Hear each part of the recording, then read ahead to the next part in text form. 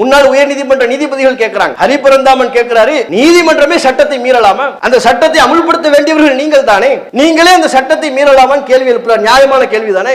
அலகாபாத் உயர் நீதிமன்ற நீதிபதிகளில் ஒருவர் சொல்கிறார், இந்த நாடு இந்து நாடுதான், அதை சொல்வதில் எனக்கு எந்த தயக்கமும் இல்லை. இந்த நாடும் நாடு சட்டமும் பெரும்பான்மையின மக்களுக்கு சார்பாகத்தான் இயங்கும், அதை சொல்வதில் எனக்கு எந்த தயக்கமும் இல்லைங்கிறார். அலகாபாத் உயர் நீதிமன்றத்தின் தற்போதைய நீதிபதிகளில் ஒருவர் இந்த வார்த்தையை சொல்கிறார். அரசியலமைப்பு சட்டத்தில் புதிதாக ஒரு சட்டத்தை இயற்றினார்கள், வழிபாட்டுத்தல பாதுகாப்பு சட்டம். 1991 இயற்றிவிட்டார்கள். அந்த வழிபாட்டுத்தல பாதுகாப்பு சட்டம் என்ன சொல்கிறது? பாபர் மஸ்ஜிதை விட்டுருங்க, அதை தவிர்த்து இந்தியாவில் உள்ள எந்த வழிபாட்டு தலத்தையும் வேறு சமூகத்தை சார்ந்தவர்கள் அல்லது ஒரு மதத்தில் இருக்கக்கூடிய வேறு பிரிவை சார்ந்தவர்கள் அதற்கு உரிமை கோரக்கூடாது. இந்தியா சுதந்திரம் பெறுகின்ற பொழுது எந்தெந்த பள்ளிவாசல் எந்த தன்மையில் இருக்கிறதோ அந்த தன்மையிலேயே தொடர வேண்டும். பள்ளிவாசலுக்கு மட்டுமல்ல, எல்லா வழிபாட்டு தலத்துக்கும் சேர்த்து சொல்றாங்க. பாபர் மஸ்ஜித்ல இறுதி தீர்ப்பு சொல்றாங்க 2018 அல்லது 19 உச்சநீதிமன்றம் இறுதி தீர்ப்பை சொல்லும் பொழுதும் முஸ்லிம்களுக்கு ஒரு ஆறுதலுக்குரிய ஒரு வார்த்தையை சொன்னார்கள். ஏனைய பள்ளிவாசல்களை பத்தி நீங்க கவலைப்பட வேண்டாம், ஏனென்றால் வழிபாட்டுத்தல பாதுகாப்பு சட்டம் 1991 இருக்கிறது. அந்த சட்டம் உங்கள் வழிபாட்டு தலங்களை பிற வழிபாட்டு தலங்களை பாதுகாக்கும் அப்படின்னு சொன்னாங்க.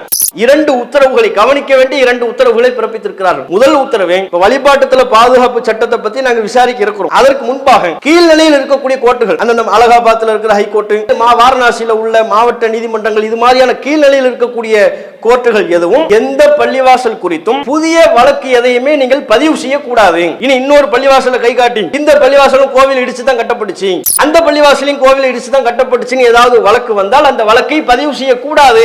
இன்னொரு உத்தரவு என்ன? ஏற்கனவே நீங்கள் எந்தெந்த பள்ளிவாசல் தொடர்பான வழக்கை எடுத்துக்கொண்டிருக்கிறீர்களோ அந்த வழக்கில் எந்த இறுதி உத்தரவையும் நீங்கள் பிறப்பிக்க கூடாது. இறுதி உத்தரவு சொல்லக்கூடாது. கியான்வாபி பள்ளிவாசல் வழக்கு இருக்கா, அதுல நீங்க ஃபைனல் டிசிஷன் எதுவுமே சொல்லக்கூடாது. அன்புக்குரிய சகோதரர்களே, வழிபாட்டுத்தல பாதுகாப்பு சட்டம் தொடர்பா உச்சநீதிமன்றம் சில தினங்களுக்கு முன்பு முக்கியமான 2 உத்தரவுகளை பிறப்பித்திருக்கிறது.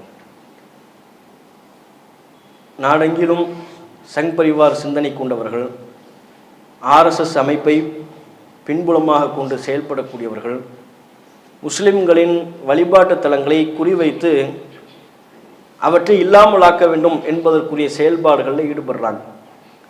பாபர் மஸ்ஜித் என்கிற அந்த பிரச்சனை அந்த பள்ளிவாசலோடு முடிந்துவிடும் என்று இந்திய மக்கள் நினைத்து கொண்டிருந்த வேளையில் அதோடு அவர்கள் நிற்கவில்லை. இந்தியாவெங்கிலும் உள்ள சுமார் 3000 பள்ளிவாசல்களை குறிவைக்கிறார்கள். 3000 பள்ளிவாசல் லிஸ்ட் வச்சிருக்கிறாங்க. அந்த லிஸ்ட்ல அஜ்மீர் தர்காவெல்லாம் இருக்கு. எல்லாவற்றுக்கும் அவர்கள் சொல்லக்கூடிய அந்த 3000 பள்ளிவாசல்களுக்கும் அவர்கள் சொல்லக்கூடிய காரணம் என்ன? 2 காரணம் தான் சொல்றாங்க. ஒன்று, எங்களுடைய வழிபாட்டு தலத்தை இடித்துத்தான் இந்த பள்ளிவாசல் கட்டப்பட்டது அப்படிங்கிறாங்க. பாபர் மஸ்ஜிதுக்கு சொன்னதை போல முன்னால அங்கே கோயில் இருந்துச்சு. 500 வருஷத்துக்கு முன்னால 1000 வருடங்களுக்கு முன்பு அங்கே ஒரு கோவில் இருந்தது, அதை இடித்து விட்டார்கள், இடித்துதான் இது பள்ளிவாசலாக கட்டப்பட்டிருக்கிறது அப்படின்னு ஒரு காரணத்தை சொல்றாங்க. அது வரலாற்றுக்கு நேர் எதிரானது. வரலாறுகள் அப்படி எங்கேயுமே இல்லை. அது ஒரு பக்கம். இரண்டாவது அவர்கள் சொல்லக்கூடிய காரணம், ஏன்னா பாபர் மஸ்ஜிதுக்கு அந்த காரணத்தை சொன்னார்கள். தொல்லியல் துறை ஆய்வை மேற்கொண்டார்கள்.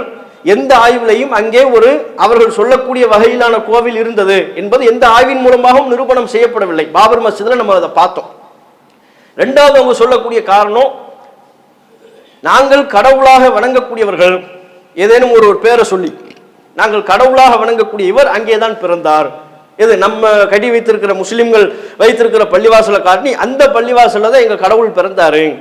அது எப்போ? அது 1000 வருஷத்துக்கு முன்னால, 2000 வருஷத்துக்கு முன்னால, காலங்காலமா நாங்க அப்படித்தான் நம்புறோம் என்று தங்களுடைய நம்பிக்கையை சொல்லி பள்ளிவாசலின் மீது பிரச்சனையை கிளப்புகிறார்கள். அப்ப இப்ப இந்தியாவில் குறிப்பிட்ட சில பள்ளிவாசல்கள் சர்ச்சைக்குரியதாக நீதிமன்றத்தில் வழக்குகள் தொடுக்கப்பட்டு நடைபெற்றுக் கொண்டிருக்கிறது. காசி மதுராவில் உள்ள ஞானவாபி என்று சொல்லப்படுகிற கியான்வாபி பள்ளிவாசல், அதே போல மதுராவில் உள்ள ஷாஹி ஈத்கா பள்ளிவாசல், ஊப்பில உள்ள ஜமா பள்ளிவாசல், ஜாமிய மஸ்ஜித் என்று அவர்கள் பெயர் வைத்திருக்கிறாங்க. அதை தமிழ்ல ஜமா பள்ளிவாசல் என்று சொல்கிறார்கள். ஊப்பில உள்ள ஜமா பள்ளிவாசல். அப்ப இந்த பள்ளிவாசல்களை எல்லாம் அவர்கள் குறிவைத்து சொல்வது, எங்க வழிபாட்டு தலத்தை இடிச்சு பள்ளிவாசலை கட்டியிருக்கிறாங்க, இதை இடிச்சு தரமட்டமாக்கணும், அந்த இடத்தை எங்களுக்கே திரும்ப தரணும், நாங்க அங்க கோவிலை கட்டி வழிபாடு செய்வோம் என்று பிரச்சனையை கிளப்புறாங்க. இப்ப நம்ம கவனிக்க வேண்டிய அம்சம் என்ன? பாபர் மஸ்ஜித் எப்போ பிரச்சனையாக ஆக்கப்பட்டதோ, அது தொடர்ச்சியாக பிரச்சனையாக ஆக்கப்பட்டு கொண்டிருக்கும் பொழுதே அரசியலமைப்பு சட்டத்தில் புதிதாக ஒரு சட்டத்தை இயற்றினார்கள், வழிபாட்டுத்தல பாதுகாப்பு சட்டம். 1991 இயற்றிவிட்டார்கள். அந்த வழிபாட்டுத்தல பாதுகாப்பு சட்டம் என்ன சொல்கிறது? பாபர் மஸ்ஜிதை விட்டுருங்க, அது இப்ப பிரச்சனையில ஓடிக்கிட்டு இருக்கு. அதை தவிர்த்து இந்தியாவில் உள்ள எந்த வழிபாட்டு தலத்தையும் வேறு சமூகத்தை சார்ந்தவர்கள் அல்லது ஒரு மதத்தில் இருக்கக்கூடிய வேறு பிரிவை சார்ந்தவர்கள் அதற்கு உரிமை கோரக்கூடாது. இந்தியா சுதந்திரம் பெறுகின்ற பொழுது எந்தெந்த பள்ளிவாசல் எந்த தன்மையில் இருக்கிறதோ அந்த தன்மையிலேயே தொடர வேண்டும். பள்ளிவாசலுக்கு மட்டுமல்ல, எல்லா வழிபாட்டு தலத்துக்கும் சேர்த்து சொல்றாங்க. இந்தியா சுதந்திரம் பெறும் பொழுது ஒரு பில்டிங் கோவிலா இருக்குதா, அது கோவிலாகவே தான் தொடர வேண்டும். அதுல போய் யாரும் பிரச்சனை பண்ணக்கூடாது. எந்த முஸ்லிம்களும் பிரச்சனை பண்ணக்கூடாது, எந்த கிறிஸ்தவர்களும் பிரச்சனை பண்ணக்கூடாது, இந்துக்கள்லயே வேறு பிரிவை சார்ந்தவர்கள் அந்த கோவிலுக்கு சொந்தம் கொண்டாடக்கூடாது, பிரச்சனை பண்ணக்கூடாது. இந்தியா சுதந்திரம் பெறும் பொழுது ஒரு பில்டிங் பள்ளிவாசலா இருக்கா, அது பள்ளிவாசலேவாகத்தான் தொடர வேண்டும். அதுல போய் யாரும் பிரச்சனை பண்ணக்கூடாது. அதே போல இந்தியா சுதந்திரம் பெறும் பொழுது ஒரு தேவாலயம் இருக்கிறதா, அது தேவாலயமாகவே தொடர வேண்டும். அதுல யாரும் பிரச்சனை பண்ணக்கூடாது. பாபர் மஸ்ஜிதை தவிர்த்து அப்படி ஒரு பிரச்சனை நாட்டில் எழுவதை பார்த்துவிட்டு அப்போது இருக்கிற ஆட்சியாளர்கள் சட்ட வல்லுநர்கள்லாம் சேர்ந்து இது இந்தியாவுக்கு நல்லதில்லை, இந்த நிலை பிற சமூகத்தின் வழிபாட்டு தலங்களுக்கு உரிமை கோருவது, பழைய வரலாறுகளை தோண்டி எடுத்து அதுல பல பொய்களை கலந்து பிரச்சனையை கிளப்புவது இந்தியா போன்ற பன்மைத்துவ சமூகம் வாழக்கூடிய மக்களுக்கு நல்லதில்லை. இது நாட்டு மக்களுக்கு மத்தியில் பிரச்சனையை உண்டாக்கும், வன்முறையை உண்டாக்கும். ஆகவே வழிபாட்டு தல பாதுகாப்பு சட்டம் அதன்படி எந்த பிற வழிபாட்டு தலத்திற்கும் யாரும் சொந்தம் கொண்டாடக்கூடாது. இந்தியா சுதந்திரம் பெறும் பொழுது எந்தெந்த வழிபாட்டு தலம் எப்படி இருந்ததோ அப்படியே தொடர வேண்டும், அதன் பாதுகாப்பை சட்டம் உறுதி செய்கிறது அப்படின்னு சொல்லிட்டாங்க. இப்ப பிரச்சனை என்ன? அப்படி சொல்லியதற்கு பிறகு இத்தனைக்கும் இதை எப்போதும் உறுதிப்படுத்துகிறார்கள். பாபர் மஸ்ஜிதுல இறுதி தீர்ப்பு சொல்றாங்க 2018 அல்லது 19, அதுல இறுதி தீர்ப்பு சொல்லும் பொழுது உச்சநீதிமன்றம் இறுதி தீர்ப்பை சொல்லும் பொழுதும் முஸ்லிம்களுக்கு ஒரு ஆறுதலுக்குரிய ஒரு வார்த்தையை சொன்னார்கள். முஸ்லிம்கள் ஏனைய வழிபாட்டு தலங்களை பத்தி, ஏனைய பள்ளிவாசல்களை பத்தி நீங்க கவலைப்பட வேண்டாம், ஏனென்றால் வழிபாட்டு தல பாதுகாப்பு சட்டம் 1991 இருக்கிறது. அந்த சட்டம் உங்கள் வழிபாட்டு தலங்களை, பிற வழிபாட்டு தலங்களை பாதுகாக்கும் அப்படின்னு சொன்னாங்க. பாபர் மஸ்ஜித் இறுதி தீர்ப்பிலையும் இந்த வாசகத்தை அவர்கள் குறிப்பிட்டிருந்தார்கள். அப்படி சொன்னதற்கு பிறகுதான் வாரணாசியில் உள்ள கியான்வாபி பள்ளிவாசல் சர்ச்சைக்கு உள்ளாக்கப்படுகிறது. உள்ளே சிவலிங்கம் இருக்கிறதுங்கிறாங்க.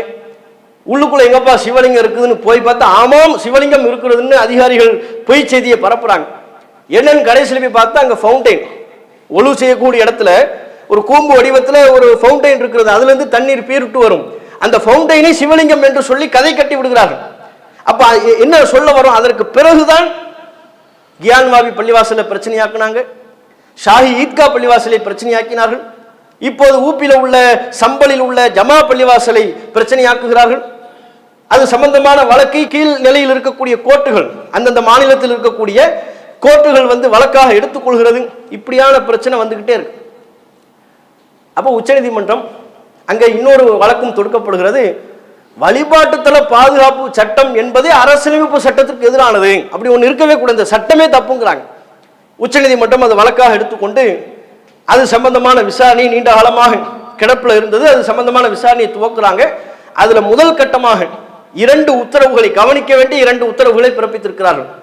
முதல் உத்தரவே, இப்ப வழிபாட்டுத்தல பாதுகாப்பு சட்டத்தை பத்தி நாங்கள் விசாரிக்க இருக்கிறோம். அதற்கு முன்பாக கீழ்நிலையில் இருக்கக்கூடிய கோர்ட்டுகள், அந்தந்த அலகாபாத்தில் இருக்கிற ஹைகோர்ட்டு, இது மாதிரி கீழ்நிலையில் வாரணாசியில் உள்ள மாவட்ட நீதிமன்றங்கள், இது மாதிரியான கீழ்நிலையில் இருக்கக்கூடிய கோர்ட்டுகள் எதுவும் எந்த பள்ளிவாசல் குறித்தும் புதிய வழக்கு எதையுமே நீங்கள் பதிவு செய்யக்கூடாது. இனி இன்னொரு பள்ளிவாசலை கை காட்டி இந்த பள்ளிவாசலும் கோவில் இடிச்சு தான் கட்டப்பட்டுச்சு, அந்த பள்ளிவாசலையும் கோவில் இடிச்சு தான் கட்டப்பட்டுச்சுன்னு ஏதாவது வழக்கு வந்தால் அந்த வழக்கை பதிவு செய்யக்கூடாது. புதிதாக எந்த பள்ளிவாசல் குறித்தும் வழக்கை நீங்கள் பதிவு செய்யக்கூடாது. இது ஒரு இடைக்கால உத்தரவு, ஒரு உத்தரவு பிறப்பிச்சிருக்கிறாங்க. இன்னொரு உத்தரவு என்ன? ஏற்கனவே நீங்கள் எந்தெந்த பள்ளிவாசல் தொடர்பான வழக்கை எடுத்துக்கொண்டிருக்கிறீர்களோ அந்த வழக்கில் எந்த இறுதி உத்தரவையும் நீங்கள் பிறப்பிக்க கூடாது. இறுதி உத்தரவு சொல்லக்கூடாது. கியான்வாபி பள்ளிவாசல் வழக்கு இருக்கா, அதுல நீங்க ஃபைனல் டிசிஷன் எதுவுமே சொல்லக்கூடாது அப்படின்னு மாவட்ட நீதிமன்றங்களுக்கு உச்ச நீதிமன்றம் சொல்லி இருக்கிறது. இறுதி உத்தரவு நீங்க பிறப்பிக்க கூடாது. ஷாஹி ஈத்கா பள்ளிவாசல் சம்பந்தமான வழக்கா, மாவட்ட நீதிமன்றங்கள் எந்த இறுதி உத்தரவையும் நீங்க சொல்லாதீங்க, நாங்கள் சொல்லும் வரை நீங்கள் சொல்லக்கூடாது. அதே போல ஊப்பில உள்ள சம்பல் ஜமா பள்ளிவாசல இறுதி உத்தரவு சொல்லாதீங்க. புதிதாக கலாய்வுகள் எதற்கும் நீங்கள் உத்தரவிடக்கூடாது. அப்ப இப்படி கவனிக்கத்தக்க உத்தரவுகளை உச்சநீதிமன்றம் அண்மையில தங்களுடைய அந்த இடைக்கால உத்தரவுல சொல்லி இருக்கிறாங்க. சொல்லிட்டு அவங்க காலம் சொல்றாங்க 2025 பிப்ரவரி 17. அதுவரையும் நீங்கள் எதையுமே நீங்க சொல்லாதீங்க. பிப்ரவரி 17க்கு பிறகு அப்பதான் நாங்க நெக்ஸ்ட் ஹியரிங் அடுத்த கட்டமா நாங்க விசாரிக்க இருக்கிறோம்னு சொல்றாங்க. இது நம்ம மேலோட்டமா பார்த்தா நமக்கு ஆறுதல் அளிக்கக்கூடிய அம்சம் இதுல இருந்தாலும், ஏன்னா புதுசா இந்த வழக்கும் பதிவு பண்ணக்கூடாதுன்னு சொல்லி இருக்கிறாங்க. புதுசா அகழாராய்ச்சி, தொல்லியல் ஆய்வு, கள ஆய்வுன்னு யாரும் கிளம்பாதீங்கன்னு இருக்கிறாங்க.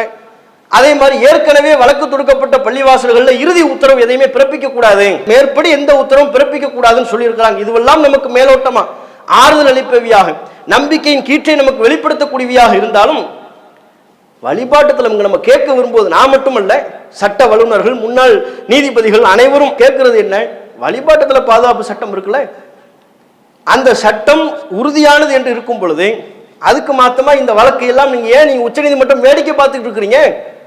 அந்த வழக்கை ரத்து செய்வதோடு வழிபாட்டுத்தல பாதுகாப்பு சட்டத்தின்படி இந்தியாவில் உள்ள எல்லா வழிபாட்டுத்தலங்களின் பாதுகாப்பு உறுதி செய்யப்படுகிறது.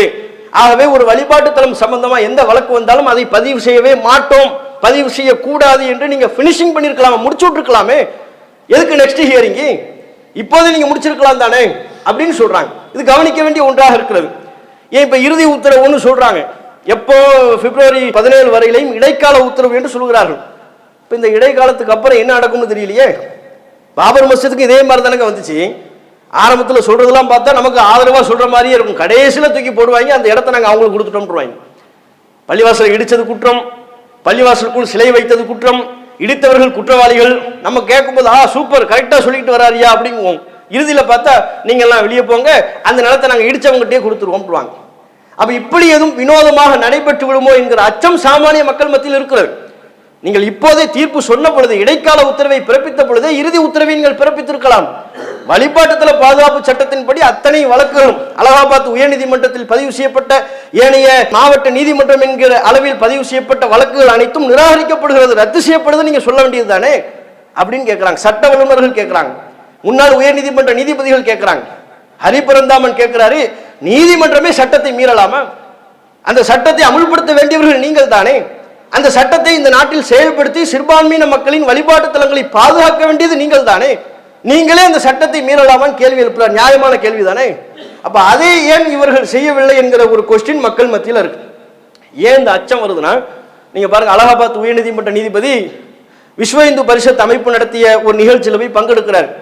பங்கெடுத்துட்டு அதுல சொல்றார், அலகாபாத் உயர்நீதிமன்ற நீதிபதிகளில் ஒருவர் சொல்கிறார், இந்த நாடு இந்து நாடுதான், அதை சொல்வதில் எனக்கு எந்த தயக்கமும் இல்லை, இந்த நாடும் நாடு சட்டமும் பெரும்பான்மையின மக்களுக்கு சார்பாகத்தான் இயங்கும், அதை சொல்வதில் எனக்கு எந்த தயக்கமும் இல்லைங்கிறார். அலகாபாத் உயர்நீதிமன்றத்தின் தற்போதைய நீதிபதிகளில் ஒருவர் இந்த வார்த்தையை சொல்கிறார். அப்போ அவருடைய சிந்தனை ஓட்டம் எப்படி இருக்கிறது? அவர் போய் பங்கெடுக்கிறது விஹெச்பியினுடைய நிகழ்ச்சியில. அவர் சொல்ற வார்த்தை, இந்த நாடு இந்து நாடு, இதுல உள்ள சட்டம் எல்லாமே இந்து மக்களுக்கு சார்பாகத்தான், பெரும்பான்மையின மக்களுக்கு சார்பாகத்தான் இயங்கும், அதுல தப்பில்லைங்கிறார். இப்படி ஒரு சிந்தனை இருக்குமையானால், இதே போன்று கடந்த காலங்களில் நீதிமன்றத்தில் தீர்ப்பளித்த பெரும் பெரும் நீதிவான்கள், மக்கள் மத்தியில் மதிப்பை பெற்றவர்கள், அவங்க சொல்றாங்க, இந்த தீர்ப்பை சொல்லத்துக்கு முன்னால் நான் கடவுளை வேண்டினேன், அவர் எனக்கு சரியான தீர்ப்பை தந்தார், என் உள்ளத்துல போட்டார், அதைத்தான் நான் தீர்ப்பா சொன்னேங்கிறார். சட்டத்துல என்ன இருக்குதோ அதை பார்த்துல தீர்ப்பு சொல்லணும். ஆளாளுக்கு கடவுள்கிட்ட போய் வேண்டுனா என்ன என்ன நடக்கும்? அப்ப சட்டத்தின்படியான தீர்ப்பா, மத நம்பிக்கையின் அடிப்படையிலான தீர்ப்பா? கேள்வி வருமா இல்லையா? அப்ப இப்படிப்பட்ட குளறுபடிகளை எல்லாம் கலைந்து மக்கள் மனங்களில் நீதிமன்றத்தின் மீதான நம்பிக்கையை உறுதிப்படுத்தும் வகையிலான ஒரு சரியான உறுதியான தீர்ப்பை தான் இந்திய மக்கள் எதிர்பார்க்கிறார்கள். அந்த நம்பிக்கையை உச்சநீதிமன்றம் உறுதி செய்ய வேண்டும் என்கிற கோரிக்கையை வைத்தவனாக என்னுடைய உரையை நிறைவு செய்து கொள்கிறேன். அஸ்ஸலாமு அலைக்கும் வரஹ்மத்துல்லாஹி வபரகாத்துஹு. இஸ்லாம் மற்றும் சமுதாய செய்திகளை அறிந்து கொள்ள தமிழ்நாடு தௌஹீத் ஜமாஅத் யூடியூப் பக்கத்தை உடனடியாக சப்ஸ்கிரைப் செய்து கொள்ளுங்கள். மேலும் பெல் பட்டனையும் கிளிக் செய்து கொள்ளுங்கள்.